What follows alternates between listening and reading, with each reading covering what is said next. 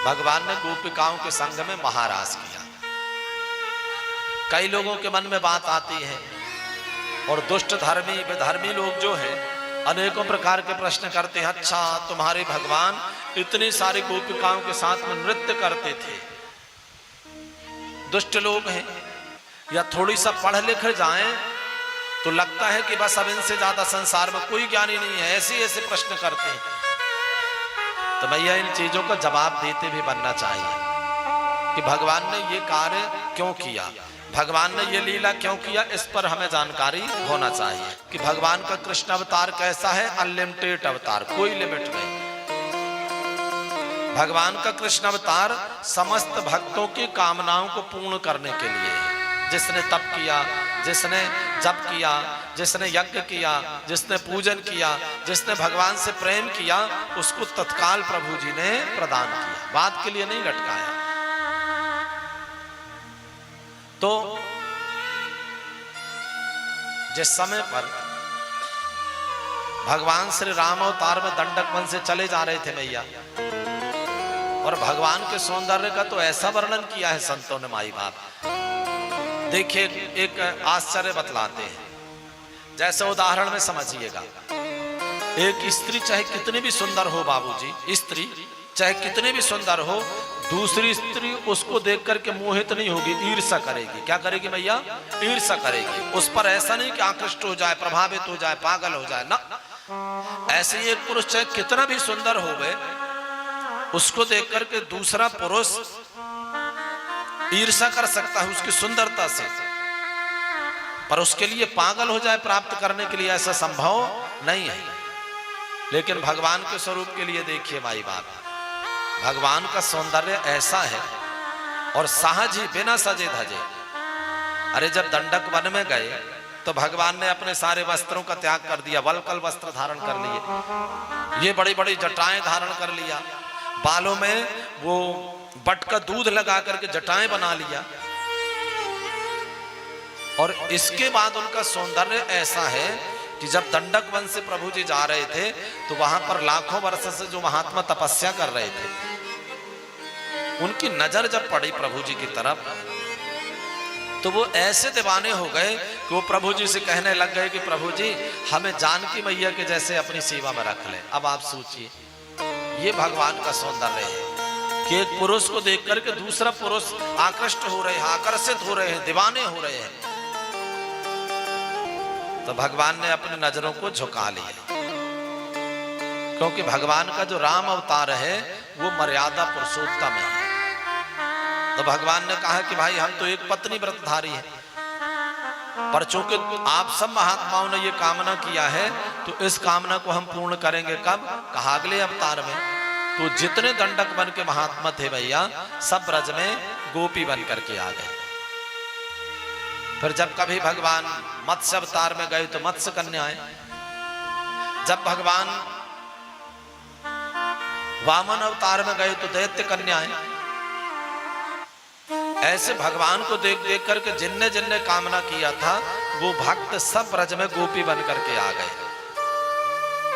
और हमारे वेद में लगभग माई बाप 1 लाख मंत्र हैं, जिसमें 4,000 मंत्र ज्ञान कांड के, 16,000 मंत्र उपासना कांड के और 80,000 मंत्र हैं कर्म कांड के। तो एक बार कर्म कांड के मंत्रों ने भी भगवान से प्रार्थना किया कि प्रभु जी हमारा आश्रय लेकर के आपके भक्त आपके नजदीक पहुंच जाते हैं, पर हम कब तक लटके रहेंगे, प्रभु जी हमारे ऊपर भी तो कृपा करिए। तो भगवान ने उनसे भी कह दिया, कर्म कांड के जो 80,000 मंत्र हैं उनसे भी कह दिया प्रभु जी ने कि तुम भी ब्रज में आ जाओ गोपी बनकर। तो कर्म कांड के 80,000 मंत्र, दंडक वन के महात्मा, सिद्ध जन, मुनि जन, महात्मा जन, मत्स्य कन्याएं, दैत्य कन्याएं, ये सब ब्रज में मैया गोपिकाएं बन करके आई, यानी ये सब पूर्व जन्म के तपस्वी हैं। अच्छा एक बात और बताएं मैया, गोपी का मतलब केवल स्त्री नहीं होता है, केवल भाव बताया है। गोभी इंद्रियैहि कृष्ण रसः पिबति इति गोपी, जो अपनी समस्त इंद्रियों से केवल कृष्ण रस का पान करे उसको कहते हैं मैया गोपी। न स्त्री न पुमान पुंसा, न स्त्री गोपी है न पुरुष गोपी है, एक भाव है मैया गोपी। और तो ब्रज में जो गोपिकाएं हैं वो भगवान को प्राप्त करना चाहते हैं, हर समय चाहते हैं कि भगवान का सानिध्य बना रहे। दूसरी बात सुखदेव स्वामी कहते हैं कि एक बार मैया भगवान के अंदर मन प्रकट हो गया। क्या प्रकट हो गया? मन। तो किसी ने पूछा कि क्या भगवान के पास मन हर समय नहीं रहता? कहा रहता नहीं, उनके मन है ही नहीं है। प्रभु जी के मन है ही नहीं है। अच्छा बिना मन के हैं? कहा तभी तो प्रभु जी आपसे संसार की कोई कामना नहीं करते हैं। आप चाहे पुष्प चढ़ाएं, चाहे फल चढ़ाएं, चाहे दूर्वा चढ़ाएं, चाहे रुपए चढ़ाएं, चाहे मिष्ठान चढ़ाएं, भगवान को कोई मतलब नहीं। और भगवान को आपने केवल अपना सुमन चढ़ा दिया। क्या चढ़ा दिया मैया? सुमन। तो उससे प्रसन्न हो जाते हैं प्रभु जी। और संसार की कोई भी वस्तु चढ़ाते भगवान उससे प्रसन्न नहीं होते। तो ऐसे प्रभु जी के अंदर एक बार मन प्रकट हो गया। और जब मन प्रकट हुआ तो इच्छा प्रकट हुई। और इच्छा प्रकट हुई तो क्या इच्छा हुई? भगवान ने कहा कि मैं इन गोपिकाओं के संग में महारास करूंगा। और किन गोपिकाओं के संग में? कहा जिनने जिनने कात्यायनी मां का पूजन किया था, जिनका भगवान ने चीर हरण कर लिया था, उनके साथ महारास करना चाहते हैं। चीर माने जिनके अंदर के अज्ञान रूपी पर्दे को प्रभु जी ने दूर कर दिया है। ए मैया, अभी हमारे आपके यहां भी तो चश्मा लगा है ना, संसार का ज्ञान रूपी चश्मा, संसार वाला चश्मा लगा है। तो संसार दिखलाई पड़ रहा है। और जिस दिन यह अज्ञानता का चश्मा उतर जाएगा उसी दिन प्रभु जी की कृपा हो जाएगी, उसी दिन प्रभु जी के दर्शन हो जाएंगे। तो सुखदेव स्वामी कहते हैं कि शरद पूर्णिमा की रात्रि में भगवान के अंदर मन जगा। और मन जगा तो भगवान ने माया का आश्रय लेकर के वेणु का निनाद छेड़ा। तो माई बाप भगवान पिता रात्रि शरदोत्फुल्ल मल्लिका वीक्षरन्तुं मनश्चक्रे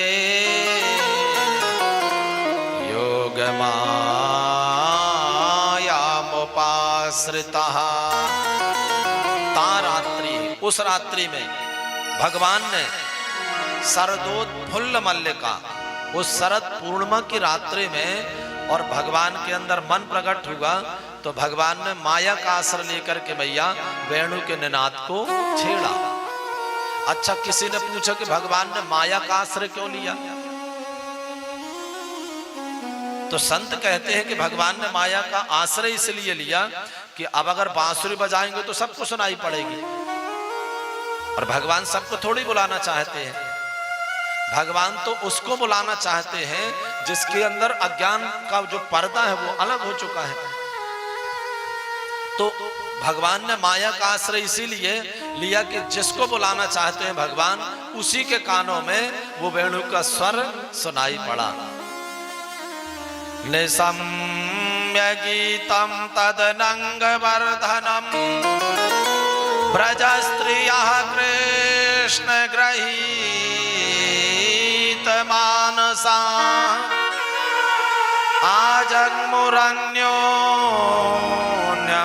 आजग्मुरन्योन्यमलक्षितोद्यमा सयत्र कांतो जबलोलकुंडला।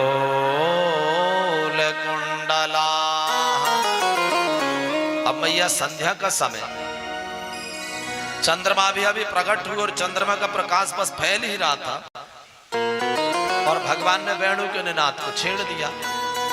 अच्छा जैसे वेणु का निनाद छेड़ा, बांसुरी को बजाया माया का आश्रय लेकर के, तो जिन जिन गोपिकाओं को भगवान बुलाना चाहते थे उनके कानों में स्वर सुनाई पड़ा।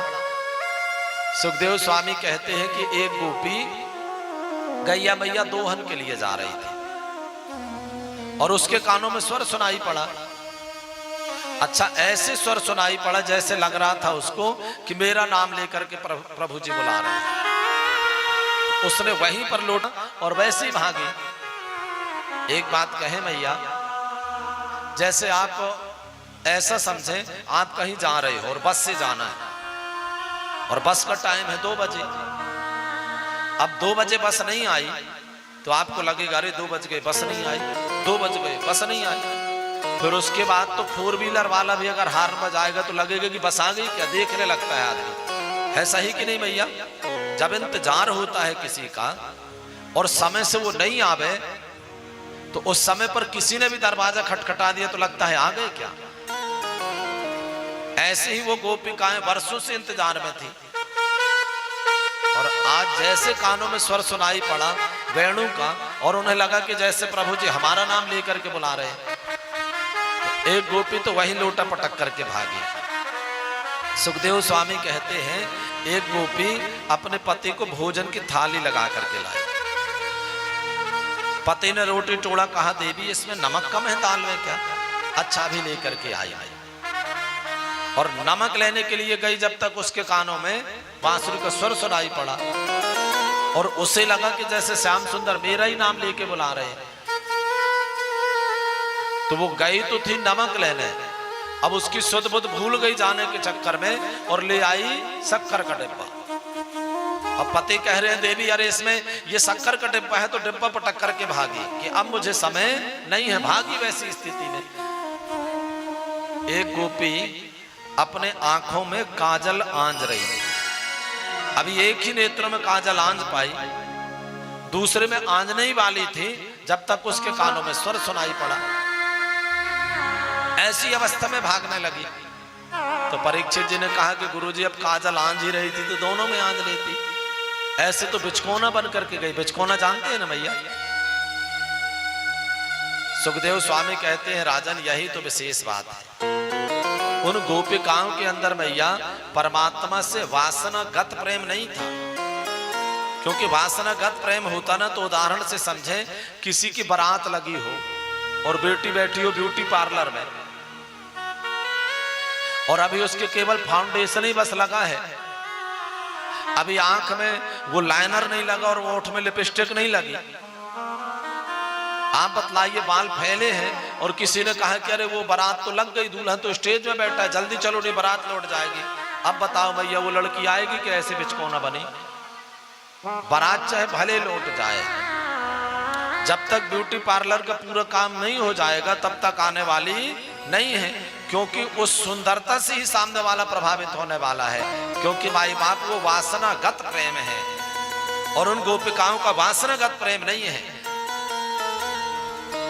इस कारण से वहां पर सुंदरता की प्रधानता नहीं है। माई बाप जहां वासना का प्रेम होता है वहां सुंदरता की प्रधान होती है। और वहां तो बिंदु थी जो सिंधु में समा जाना चाहती है। जीव है ईश्वर में समा जाना चाहता है, क्योंकि महाराज कहते हैं भैया जीव और ईश्वर के मिलन का नाम है महाराज। जहां पर काम पर विजय प्राप्त करने का नाम है भैया महाराज। और वो गोपी तो ऐसे ही भागी। सुखदेव स्वामी ने एक गोपी का वर्णन किया। एक गोपी पति के पैर दबा रही थी मैया और उसी समय उसके कानों में स्वर सुनाई पड़ा तो उठ करके जाने लगी। पति ने हाथ पकड़ लिया, कहां जा रही है रात के, और ले जाकर के कमरे में बंद कर दिया। अब वो श्याम सुंदर से मिलने के लिए उसके मन में भाव आने लग गए। सब गोपिकाएं गई, सब श्याम सुंदर के दर्शन करेंगी, मैं अभागन यहाँ पर रह गई। और ऐसा करते करते वो मिलन में ऐसे भावनात्मक डूबी मैया कि उसे होश ही नहीं रहा। वो इस बापू माने शरीर को ही छोड़ करके भागी, उसके प्राण निकल करके भागे। और जैसे कमरे से बाहर प्राण निकले तो बाहर प्रभु जी ने दूसरा बप्पू दे दिया, दूसरा शरीर दे दिया। अब सारी गोपिकाओं ने देखा कि इसके पति को, तो इसके पति ने तो इसे तो कमरा में बंद कर दिया था और सबसे पहले ये पहुंच गई। अच्छा, जब भगवान के पास पहुंची तो भगवान ने भी सबका स्वागत किया। आइए सबन का स्वागत है। स्वागतम वो महाभागा प्रियम किम गर्वाणि वः ब्रजस्यानामयं कच्चे ब्रूतागमन कारणम। भगवान ने कहा कि आइए, सबका स्वागत है।